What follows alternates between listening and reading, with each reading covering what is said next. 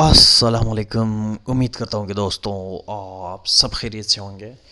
हम inspector inland revenue की syllabus के मुताबिक यानी इनलैंड रेवेन्यू की एग्ज़ाम की प्रिपरेशन कर रहे हैं।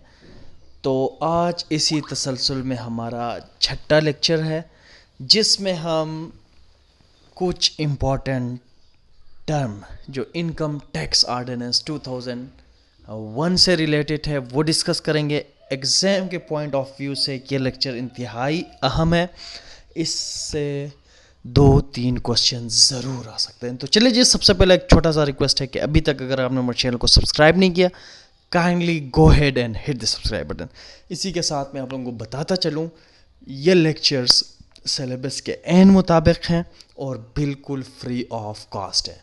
हम पहले भी 5 लेक्चर डिलीवर कर चुके हैं, आप उनको भी ज़ाया ना करें, उनको भी देखें। और साथ साथ मैं हम लोगों को बता दूं कि अगर हमारी तरफ से ये फ्री ऑफ कॉस्ट हैं, कोई अपनी तरफ से डोनेट करना चाहता है तो आप बिल्कुल कर सकते हैं। हमारा इजी पैसा अकाउंट नंबर है 0349729164। ये स्क्रीन में भी आप लोगों को शो हो रहा है। आज हम डिस्कस करेंगे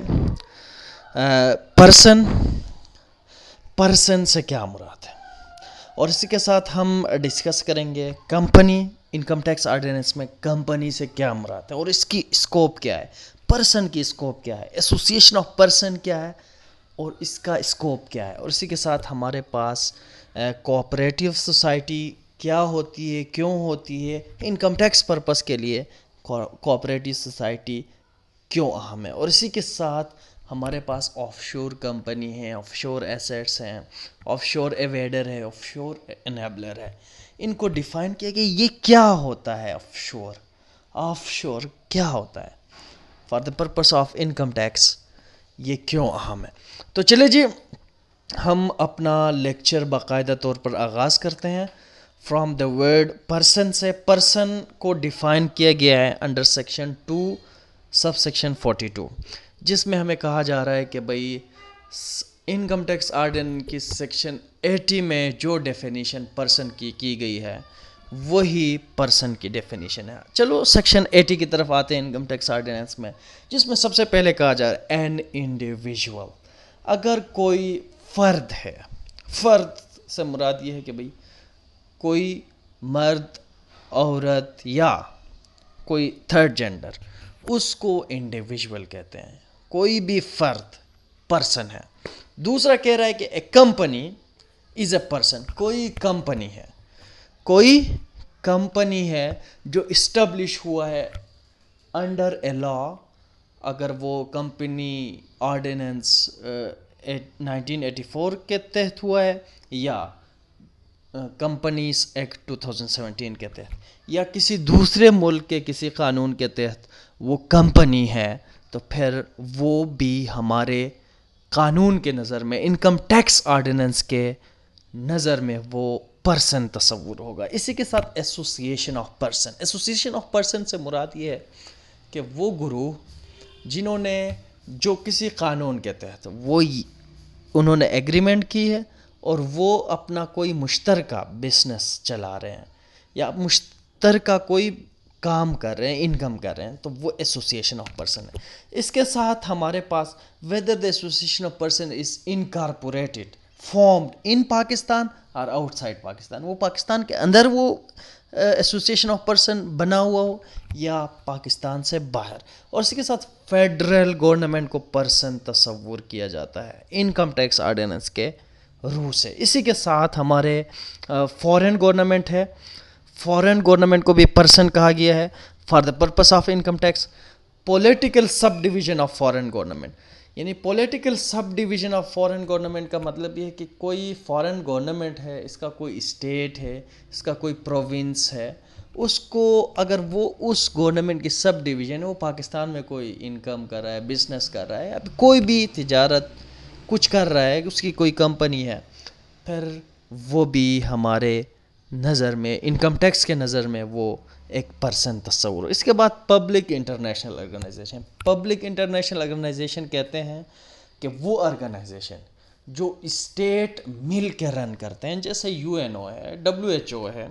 और इसी के साथ WTO ہے مختلف ورلڈ کی ورلڈ آرگنائزیشن جو ہے انٹرنیشنل آرگنائزیشن، یہ بھی ہمارے نظر میں انکم ٹیکس کے روح سے وہ پرسنٹ تصور ہوں گے. اسی کے ساتھ for the purpose of this ordinance ہمارے پاس سیکشن 2 سب سیکشن 6 میں ایسوسیشن آف پرسن کو ڈیفائن کیے گئے. ایسوسیشن آف پرسن سے کیا مراد ہے؟ And association of person includes a firm کہتے ہیں ایک پارٹنرشپ کی جو کوئی بھی ایسا لوگوں کا ایگریمنٹ کے بعد کوئی ہم کہتے ہیں کہ یار کوئی پارٹنرشپ وجود میں ہے، لوگوں کا ایک ادارہ بن گیا ہے، 2-3 بندوں کی مشترکہ کوئی کاروبار چل رہا ہے، اس کو کہتے ہیں کہ فرم، بزنس فرم کہتے ہیں، پارٹنرشپ فرم کہتے ہیں، لائر فرم کہتے ہیں. مختلف ان کی ایک آبجیکٹیو ہوتی ہے، وہ انکم کرنے کے لیے کرتے ہیں. اور a Hindu undivided family, Hindu undivided family ہے، ان کو for the purpose of income tax کیا کہا جاتا ہے؟ کیا کہا جاتا ہے کہ یہ ایسوسیشن آف پرسن ہے. یعنی اگر کوئی بزنس فرم ہے، کوئی پارٹنرشپ فرم ہے، لوگ پارٹنرشپ کہتے ہیں، کوئی بزنس کر رہے ہیں، 2 بندے 3 بندے، اور وہ جو انکم جنریٹ کر رہے ہیں، وہ جو انکم کر رہے ہیں for the purpose of income tax, ان کا ایک ہی اس بزنس کا ریٹرن فائل کرنے ہوں گے، ایک ہی اس فارم کا اس کے مشترکہ انکم پر ایک خاص تناسب سے انکم ٹیکس میں ٹیکس لگتا ہے. تو یہ جو ہے ہمارے اس طرح کوئی ہندو انڈیوائڈیڈ فیملی ہے جن کا جو ایک ہی ریٹرن فائل ہوتا ہے، سارے فیملی کے انکم کو ملا کے ان کو ایک خاص تناسب سے ٹیکس کیا جاتا ہے. تو یہ جو ہے ہمارے پاس ہے association of person, Hindu undivided family. اس کے ساتھ کوئی آرٹیفیشل جوڈیشیس پرسن، کوئی کسی لاء کے تحت کوئی اگر آرگنائزیشن بنا ہوا ہے، ادارہ بنا ہوا ہے جس میں لوگ کام کر رہے ہیں، جیسے کوئی یونیورسٹی ہے یا کوئی مدرسہ ہے، اس کو کہتے ہیں ہم آرٹیفیشل جوڈیشیس پرسن. یہ بھی ہمارے پاس ایسوسیشن آف پرسن کے زمرے میں آتا ہے. اینڈ اینی باڈی پر or persons formed under a foreign, اگر کوئی دوسرے ملک، کسی دوسرے ملک کے قانون کے تحت اگر کوئی ایسا ایسوسیشن آف پرسن ہے تو وہ بھی ایسوسیشن آف پرسن تصور ہوگا، but does not include a company. لیکن یاد رکھیں کہ کمپنی ایسوسیشن آف پرسن کے ڈیفینیشن میں زمرے میں نہیں آتا. The definition has very importance, it has very impact Hindu undivided family کا، کیونکہ ایک ہی return, one return can be filed even all the member of the family. کیا وہ کیا کرتے ہیں؟ ایک انکم کر رہے ہیں، وہ کیا ارننگ کر رہے ہیں. تو اگر کوئی انڈیوائڈیڈ ہندو فیملی ہے یا کوئی پارٹنرشپ فرم ہے، اگر کوئی ایسوسیشن آف پرسنس ہیں، ان کی مشترکہ کوئی انکم ہو رہی ہے، مشترکہ مفادات سے ان کی مفادات ہیں، تو پھر وہاں پہ ایک ہی انکم یعنی گوشوارے آپ نے جمع کرنے ہوں گے، یعنی انکم ٹیکس کے گوشوارے، تو پھر ایک ہی جو مشترکہ انکم ہے ان پر ٹیکس ہوتی ہے.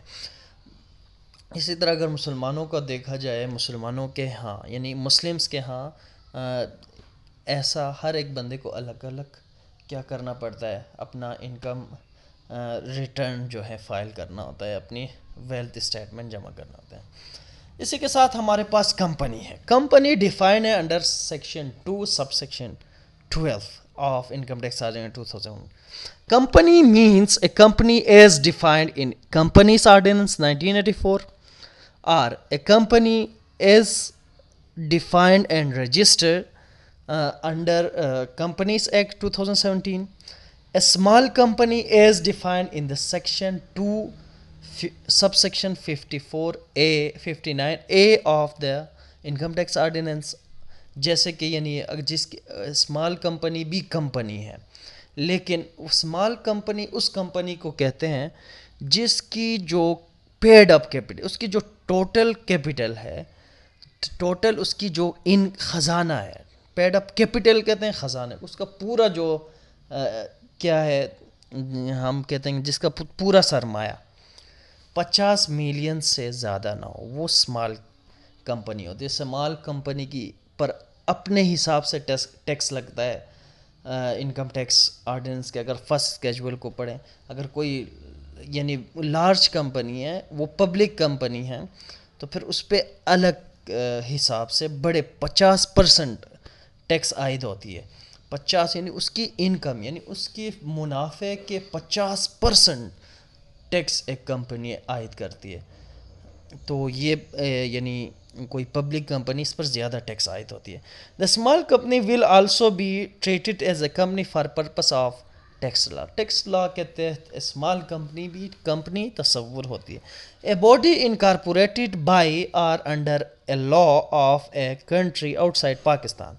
कोई भी अगर इनकॉर्पोरेशन हुई है कोई बॉडी, और उस लॉ के तहत, उस मुल्क के तहत वो कंपनी है और वो पाकिस्तान में कोई बिजनेस कर रहा है, तो उसको भी हम कंपनी तस्वुर करेंगे। इसी के साथ साथ मैं हम लोगों को बताता चलूँ, कोई अगर ट्रस्ट है, कोई ट्रस्ट है, ट्रस्ट कहते हैं कि भाई वो इदारा जो ट्रस्ट एक्ट 1882 के तहत वो इस्टेब्लिश हुआ है, और वो ट्रस्ट जो होता है वो लोगों के पैसों पर काम करता है किसी ख़ास पर्पस के लिए, लोगों को फ़ायदा पहुंचाने के लिए, किसी ख़ास तबके के लोगों को या किसी ख़ास फैमिली के लोगों को फ़ायदा, यानी इस ट्रस्ट की जो इनकम होती है, इससे जो फ़ायदे हासिल होते हैं वो उसके बेनिफिशरीज़ को जाते हैं, जिनके लिए ये ट्रस्ट बनाया गया है, जिस इलाके के लिए बनाया गया है, जिस फैमिली के लिए बनाया गया है, जिस मुल्क के लिए बनाया गया है।